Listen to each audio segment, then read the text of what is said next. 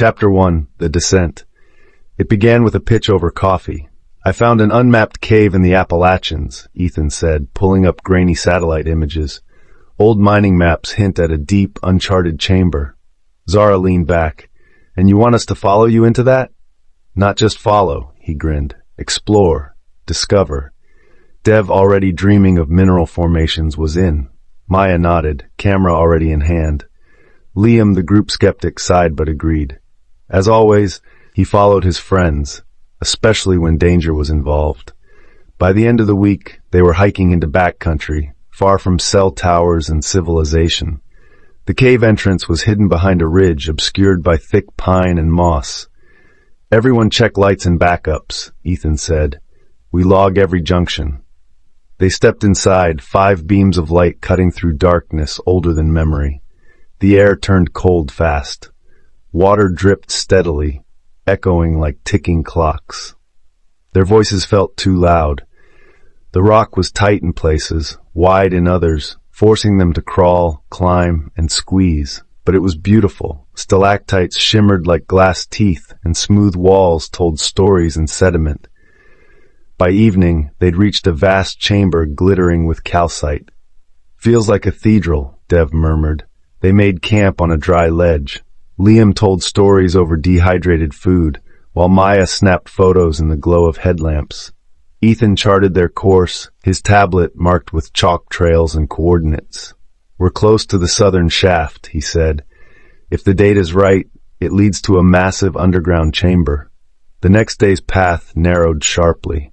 After hours of descent, they reached a vertical crack in the rock, just wide enough to pass through sideways. Zara squeezed in first. If I don't come back, name the cave after me. One by one they followed, wriggling through the crevice. It led to a steep chute and dropped them into a deeper, darker tunnel. The silence here was dense, almost physical.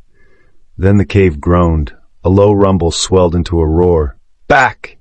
Dev shouted. Rock thundered down behind them, dust choking the air. When it cleared, the way they came was gone, completely buried in stone. Everyone was bruised, coughing, shaken, but alive. Alternate exit, Ethan said quickly. There's always another way. But as the silence settled in again, it felt different now, not peaceful, oppressive, like the cave had closed its mouth behind them. Chapter 2, The Collapse. For a long moment, no one spoke. Dust hung in the air like fog, catching in their throats and clouding their lights. The passage behind them was gone, replaced by a jagged wall of stone and silence. Zara ran her hands over the rubble. It's sealed. Completely.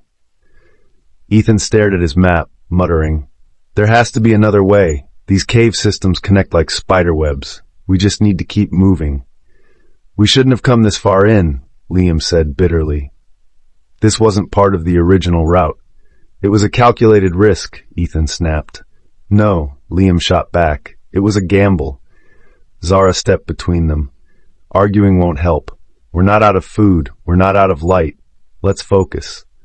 Maya, still silent, snapped a photo of the blocked passage. The flash lit up the space, briefly exposing 5 pale faces in the sheer scale of the collapse. They pressed forward. The tunnel ahead narrowed again, forcing them to crawl.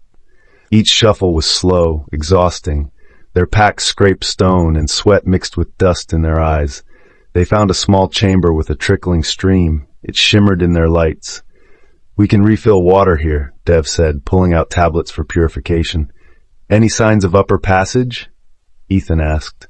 Dev shook his head. Solid limestone above. No light cracks. They rested. A granola bar each. Rationed water. Every bite seemed louder underground. Maya took no photos now. She just stared ahead, camera lowered in her lap. An hour later, they discovered an odd junction, a fork with 3 paths. The left tunnel sloped upward slightly. The center dropped into darkness with a cold draft. The right was narrow and quiet. Middle one feels like airflow, Zara said, squinting into it. Could mean an exit. Or a deeper shaft, Liam muttered. Could drop for miles. Ethan marked the wall with chalk. We take the middle. We need air, and that's the only direction with change. They descended. The deeper they went, the stranger the cave felt. Their lights caught veins of crystal embedded in the walls, pink, green, even iridescent blue.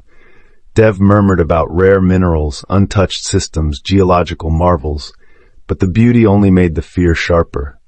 Maya finally spoke. If no one has ever been here, no one knows we're here. Liam turned. They'll come looking. We told people where we were going. But not where we were inside, Ethan admitted. A long silence followed. They found another chamber, larger this time, with a pool at its center. The water was glassy, black, and silent. Maya knelt near the edge, holding up her light. It's bottomless. Could be a flooded shaft, Dev said. Liam picked up a rock and tossed it in. No splash, no sound. They stared at the motionless pool. Ethan broke the silence. We keep going. We stay warm. We stay smart. They camped again, this time without laughter. The rocks beneath their mats felt sharper, the air colder. Maya sat apart from the group, camera abandoned beside her. When Zara offered her a granola bar, she shook her head. I'm not hungry. Zara sat beside her anyway. That night, the cave spoke again. A distant rumble, the kind that vibrates in your chest. Not from behind this time, but ahead.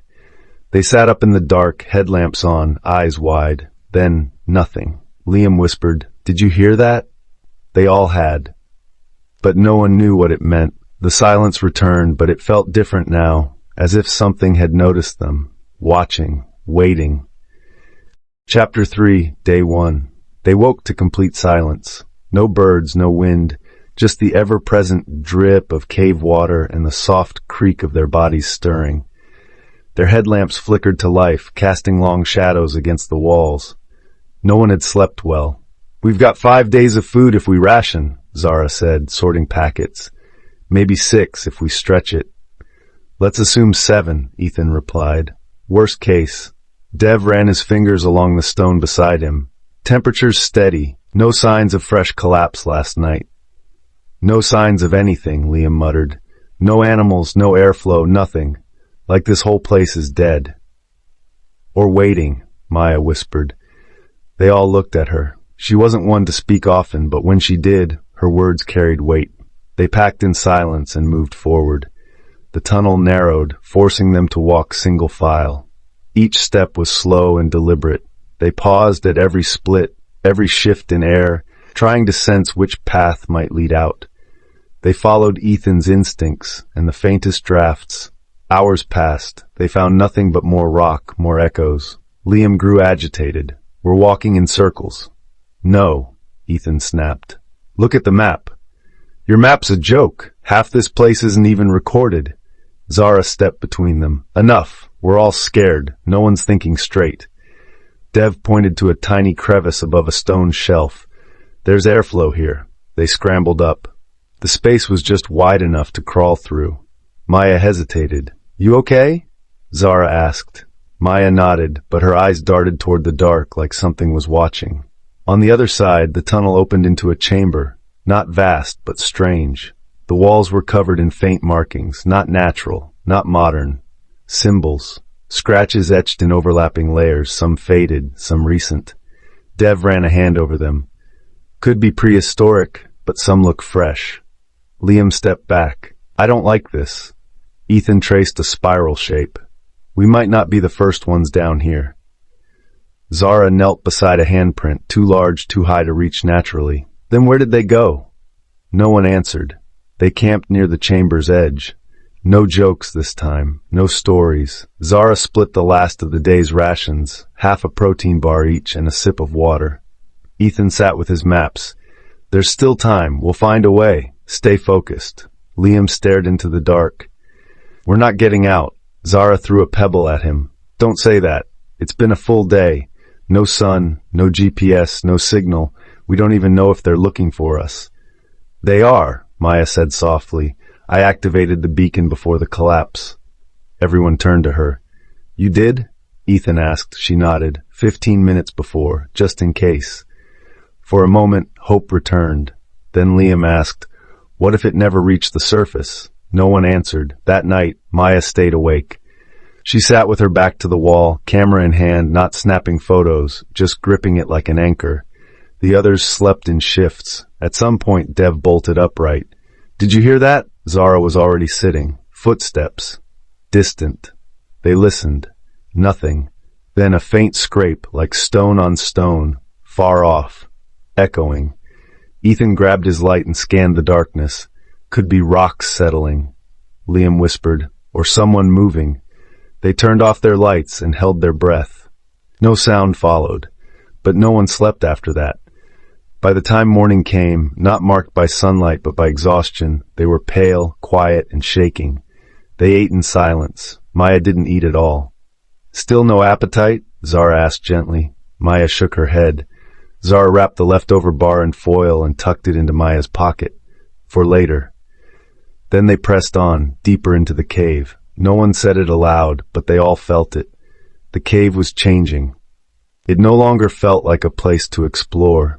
It felt like something alive, something that had noticed them. Chapter 4, Day 2. The second day began without warning, just more darkness, more damp air pressing in against their skin. No sun, no clock, only fatigue and dread. Ethan checked his watch. It had stopped sometime in the night. "Batteries must have drained," he muttered, more to himself than the others. They moved slower now. Hunger gnawed at their edges. Even the sound of water echoing through stone had begun to grate. Every tunnel looked the same. Every turn betrayed them. "We should go back to the handprints," Dev said suddenly. "They could be a clue." "To what?" Liam snapped. "An exit or a warning?" Dev didn't respond. They came to a fork. Left was a steep incline. Right was a wide bend that sloped downward into silence. "We go up," Ethan said. "Always up." The incline was slick with mineral deposits. Every few steps someone slipped. Maya fell hard once and didn't make a sound, just stood up, dusted herself off, and kept going. Zara watched her closely. Something in Maya had changed. Her movements were slower. Her eyes kept flicking behind them. "Do you hear something?" Maya whispered once, almost inaudibly. "What kind of something?" Zara asked. "Breathing," she replied, "but not ours." By midday, or what they guessed was midday, they found another chamber. This one was dry, silent, and filled with bones. Small ones, rodents, maybe a fox or two. They were old, brittle, scattered. Some had been gnawed. "Predators?" Liam asked. "Trapped animals," Dev said, "or something else." There was no sign of a struggle, no tracks, no feathers, just bones and silence. Maya didn't enter the chamber. She stood in the tunnel and stared back the way they'd come. Zara walked over. "You okay?" Maya spoke without looking at her. "It's watching." Zara frowned. "What is?" "The cave." They set up camp near the far end of the chamber. No fire, just headlamps on low. Food was nearly gone. They split one ration between all 5 of them. Ethan marked the map again, frustration growing with every scrawl. "We're missing something," he said. "This chamber, I swear I've seen it on the survey images. We're near the outer ring."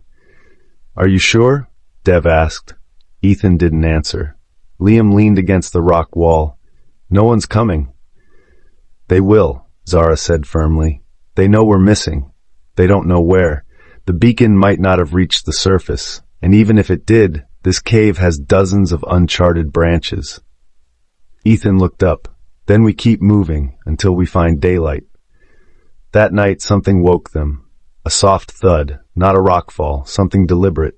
They turned on their lights, nothing but stone and shadow. Then they heard it again. A shuffle, a scrape, far off, but real. Maya was already awake, clutching her camera. She looked at Ethan and said, "It's getting closer." "Could be an animal," he offered, not believing it. "No animal walks like that," she replied. In the morning, if it was morning, they found new prints near their campsite.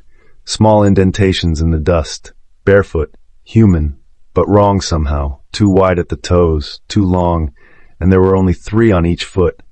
Dev crouched over them. "They're fresh." Liam stepped back. "Nope. No. I'm done. We follow the tunnel and we do not look back." Maya snapped a photo of the prints. The flash lit the chamber for half a second. In that half second, Zara saw something move beyond the reach of the light. Something tall and fast. They didn't speak again for hours. Every step forward was heavier now. Not from exhaustion, but from fear. The silence wasn't empty anymore. It was full of the thing that moved when the lights were off. They pressed deeper into the rock, hoping the next chamber would offer air or light or rescue.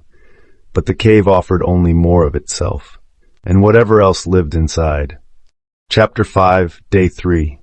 They were quiet now, moving like ghosts, no jokes, no complaints, no unnecessary words. By the third day, the cave had taken more than their sense of time. It had taken their confidence. Even Ethan stopped marking walls. His chalk arrows had led them in circles. "We're deeper than we should be," he admitted. "Far past where the maps ended." "Then stop pretending like you're guiding us," Liam snapped. "You have no idea where we are." Zara grabbed Liam's arm. "Hey, that's enough." Liam's voice trembled. "We're lost, starving, and being followed by something, and we're trusting a broken GPS and chalk dust?" Ethan didn't argue. He just looked tired, hollow. Dev coughed. "If we find another stream, we can refill, but we're down to a day of food, maybe less." Zara checked Maya's water bottle. "You've barely touched this." Maya didn't respond. Her eyes were fixed on the dark tunnel ahead. They found a stream an hour later, cold, fast, and running along the edge of a steep ravine. It offered water, but no clear path forward. As they crouched to fill their bottles, Maya turned suddenly. "I heard it again," she whispered. "Behind us." Liam froze. "You're sure?" Scraping. Footsteps. They waited. Silence. Zara tried to make a joke. "Maybe it's the ghost of a spelunker who died with unfinished business." No one laughed. They took the narrow tunnel beside the stream, single file. It curved upward, twisting between jagged walls. Every so often they had to crawl. Ethan stopped suddenly. "Wait, do you smell that?" It hit them all at once. Smoke. Not strong, but real. Zara blinked. A fire? A camp? They picked up the pace, hope sparking for the first time in days. But the scent led them only to a dead-end cavern filled with scorched rock and ash. A fire had once burned here, long ago. Bones lay scattered across the ground, small, brittle, blackened. A broken tin cup sat beside them. "Someone else was here," Dev whispered, "and they didn't make it out." Liam backed away. "This is a grave. Let's go." But Maya knelt beside the cup. There's a name scratched on it. They leaned in. N. Carter, 1982. Ethan's voice caught. That name, it was on one of the cave forums. A guy who disappeared during an independent expedition. "No one ever found him," Dev said softly, "until now." They didn't stay long. Back in the main tunnel, they moved with fresh urgency. Whatever had killed Carter could still be here, or worse, whatever made him stay. As they walked, Maya's flashlight died. She didn't react. She didn't even try to replace the battery. Zara handed her a backup. "Here, use mine." Maya hesitated, then took it wordlessly. Liam looked back. "She's getting worse. She barely sleeps, barely eats." "She saw something," Zara said, "or felt it." "We all did," Liam replied. "We're just trying to pretend we didn't." Later, while crossing a narrow ledge above a steep drop, Dev slipped. Zara grabbed him just in time, yanking him back with both hands. He collapsed, panting, inches from the edge. "Thanks," he gasped. "Thought that was it." Zara smiled weakly. "You're not allowed to die until we're out." They kept walking. Hours passed, or minutes. They no longer knew. Then the tunnel opened. It wasn't a chamber. It was a void. A cavern so massive their lights couldn't find the walls. Just black air stretching in every direction. A thin stone bridge extended across the gap, barely a meter wide. Liam shook his head. "No, we're not crossing that." "We have no choice," Ethan said. "There's no other way forward." Zara stepped up first. "I'll go." She moved slowly, step by step, balancing like a tightrope walker. Her light barely lit the way, swallowed by the dark. She made it. One by one, the others followed. Liam went last, teeth clenched. Halfway across, he stopped. A sound echoed behind them. Soft, tap, tap, tap, like footsteps. But no one was there. Liam ran the rest of the way. On the far side, they collapsed in a heap. Dev whispered, "It's following us." No one denied it anymore. Even Ethan looked shaken. Maya sat apart, staring back at the bridge. It doesn't want us to leave. Liam's voice cracked. Then it picked the wrong people. Zara looked around the cavern's edge. There were 4 tunnels branching off, all unmarked, all dark, and none of them led up. Chapter 6, Day 4. The weight of exhaustion clung to them like a second skin. Their breaths came shallow, and each step felt heavier than the last. 4 days trapped beneath the earth, and hope was a fragile thread. They moved slowly through the tunnel Ethan had chosen, its walls damp and slick, the air thick with humidity. Daylight was a distant memory, replaced by the constant flicker of their headlamps and the distant, ominous drip of water. "We need to find food soon," Zara said, voice barely above a whisper. "Rations won't last another day." Dev nodded, inspecting their dwindling supplies. "If there are edible fungi or roots nearby, we'll have to take the risk." Maya remained quiet, clutching her camera like a talisman. Her eyes were hollow, shadowed by fatigue and fear. The scratches on her temple had begun to scab, but the unease in her gaze remained. As they rounded a bend, a sudden rush of cold air brushed their faces. "Air," Ethan breathed. "Fresh air."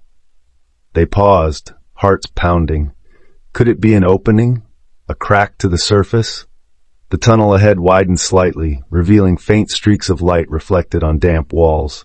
They moved cautiously, desperate but wary. Then they heard it, a faint sound beneath the drip.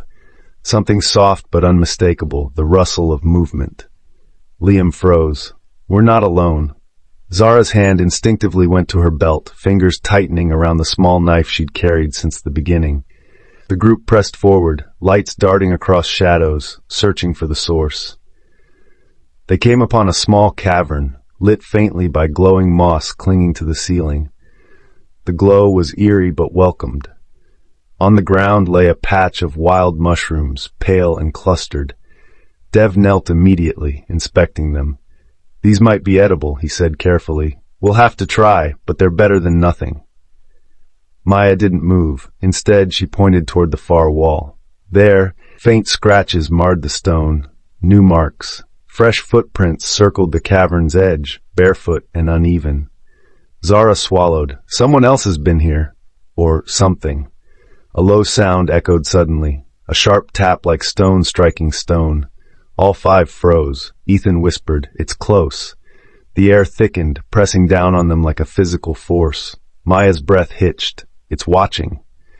Liam scanned the darkness beyond their light. "We can't stay here." Zara looked around quickly. The tunnels split again, left, right, and center. "We pick right," Ethan decided. "It slopes upward." As they moved, Maya lingered behind, her fingers brushing the damp stone as if seeking answers. The tunnel grew warmer, almost stifling. Then came the tremor. The ground shuddered beneath their feet, small rocks rattling and falling. "Earthquake?" Liam gasped. "Or cave shift," Ethan corrected. "We're in unstable territory." "These might be edible," he said carefully. "We'll have to try, but they're better than nothing." Maya didn't move. Instead, she pointed toward the far wall. There, faint scratches marred the stone, new marks. Fresh footprints circled the cavern's edge, barefoot and uneven. Zara swallowed. "Someone else has been here, or something."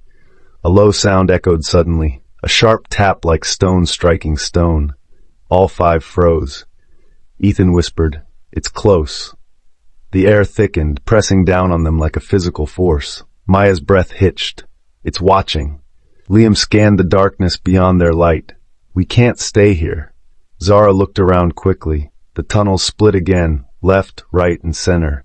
"We pick right," Ethan decided. "It slopes upward." As they moved, Maya lingered behind, her fingers brushing the damp stone as if seeking answers. The tunnel grew warmer, almost stifling. Then came the tremor. The ground shuddered beneath their feet, small rocks rattling and falling. "Earthquake?" Liam gasped. "Or cave shift," Ethan corrected. "We're in unstable territory." They hurried forward, but the path suddenly ended in a steep drop, a pit yawning before them, too wide to jump. Maya peered down into the blackness, trembling. "We have to find another way," Zara said firmly. "No turning back now." Ethan crouched, pressing his ear to the stone. I hear water, he said. A river below. They set camp nearby, rationing their mushrooms carefully. Maya refused to eat. Her silence grew heavier each hour. Zara stayed close, watching the girl as she traced the strange symbols they'd seen before, the spirals, the faceless figures, etched faintly into the cave walls. What do you think they mean? Zara asked quietly. Maya's eyes met hers. A warning, or a curse. That night, the cave spoke again. Soft footsteps circled their camp. Shadows flickered beyond their headlamps. A whisper of breath on their necks. They huddled together, too tired to speak, too alert to sleep. Zara clutched her knife, the cold steel grounding her. Outside the circle of light, the darkness waited, watching. Chapter 7, Day 5. The cave was closing in. Each breath tasted heavier, thicker. The air was stale and hot, pressing against their chests like a weight. They moved slowly, footsteps echoing in the endless dark. Their clothes hung limp, damp from sweat and cold water. The rations were nearly gone. Hope felt fragile. Maya was quieter than ever. Her eyes, once sharp behind the camera lens, now flickered with shadows of fear. Keep moving, Zara urged. We're close. We have to be. Ethan checked the makeshift map, tracing their path with trembling fingers. If we follow this passage, it should lead upward, closer to the surface. Liam scoffed softly. We've been saying that for days. The tunnel twisted and narrowed, forcing them into single file. Suddenly, the ground beneath Maya crumbled. She fell, but Zara caught her arm just in time. Careful, Zara hissed. We can't afford injuries. Maya nodded but said nothing. They pressed on. Hours later, they found a faint breeze. A sign, Ethan whispered. Air movement means a connection to outside. They quickened their pace, hearts pounding with hope, but the tunnel ended abruptly at a wall of jagged rock. Ethan slammed his fist against it. Blocked. Zara's hands trembled. There has to be another way. They examined the wall, searching for cracks, anything. Liam pointed to a faint outline, a narrow crevice just big enough to crawl through. It's tight, Ethan warned. But it might be our only chance. One by one they squeezed through. The passage was rough and cold. Their bodies scraped the stone, breath coming in ragged gasps. At the end they dropped into a small cavern. Light spilled in from above. They looked up. A narrow opening. Fresh air. Sunlight. Tears welled in their eyes. They climbed through the opening.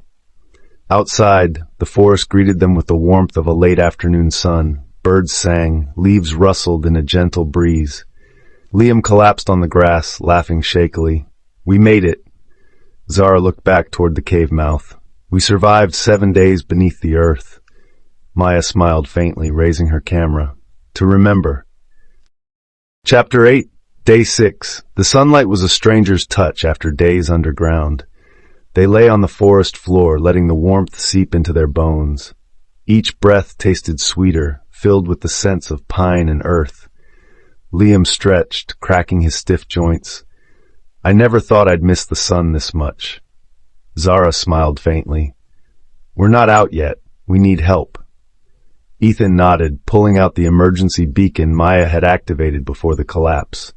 The signal should reach now, he said. Maya wiped dust from her face, finally lowering her camera. I want to see the world again. They began their slow trek back to the nearest road. The forest was thick, but alive with sound and movement, a stark contrast to the silence beneath the earth. Dev checked their supplies. We still have water, but food's almost gone. Zara handed out the last energy bars. Liam stopped suddenly. We're not alone. From the shadows, a figure emerged. It was a ranger. Relief flooded through them. The ranger radioed for backup. Minutes later, a rescue team arrived, search dogs, medical supplies, and warm blankets. Tears came easily. Maya raised her camera one last time, capturing the moment. That night, safe in a shelter, they sat around a fire. Their story poured out, days of fear, wonder, and survival. Zara looked around at her friends. We faced the darkness together. Ethan added, and we came back stronger. Maya smiled softly. And I captured every moment. Liam laughed. Next time, let's stick to hiking trails. They all laughed. Outside, the stars shone brightly. The cave was behind them now, but the memories would remain forever. Chapter 9, Day 7. Dawn broke gently over the forest as the friends sat in silence, wrapped in blankets and relief. 7 days underground had changed them all. Their skin was pale, their eyes heavy, but their spirits unbroken. Ethan looked at each of them, voice steady. "We survived because we never gave up." Zara nodded. "Because we trusted each other." Liam smiled weakly. "And because Maya never stopped watching, capturing every moment."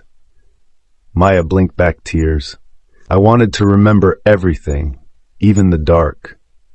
The rescue team had arrived in force. Medics checked their vitals, handed out water and food, and wrapped them in warmth. "Any injuries?" one asked. "A few bruises," Dev said, flexing his ankle. "Nothing serious." The ranger who'd found them smiled. "You're lucky to be alive." As they stood together outside the cave mouth, sunlight pouring over them, they took a moment to breathe in the fresh air. The forest around them buzzed with life, birds singing, leaves rustling in a gentle breeze. Ethan pulled out his logbook, flipping through pages filled with notes and sketches.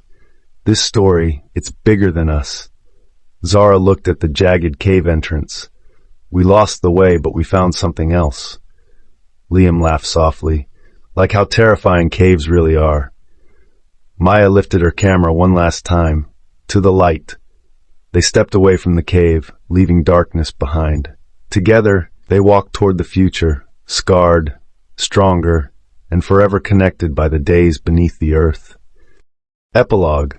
Emergence weeks had passed since they emerged from the cave's depths, yet the memories clung tightly, refusing to fade. Back in the sunlight, life felt both familiar and strange. The forest's vibrant colors dazzled their tired eyes, but the darkness beneath the earth had left an indelible mark on their souls. They gathered one last time in a quiet clearing, surrounded by the gentle hum of life. Ethan opened his worn logbook, tracing the lines of their journey. "We went searching for adventure," he said softly, "but what we found was something deeper, about survival, trust, and ourselves." Zara smiled, her eyes reflecting both pain and hope. "The cave tested us, but it also showed us how strong we are together." Maya raised her camera, capturing their faces, worn, wiser, forever changed. Liam chuckled, the sound light and genuine. "Next time, maybe a beach vacation." They laughed, the sound echoing like a balm after the long silence underground. Though the cave's darkness had tried to claim them, they had emerged, not just alive, but transformed. Their bond forged in shadows now shone brightly in the light. No matter where life took them, they would carry the cave's lessons in their hearts forever.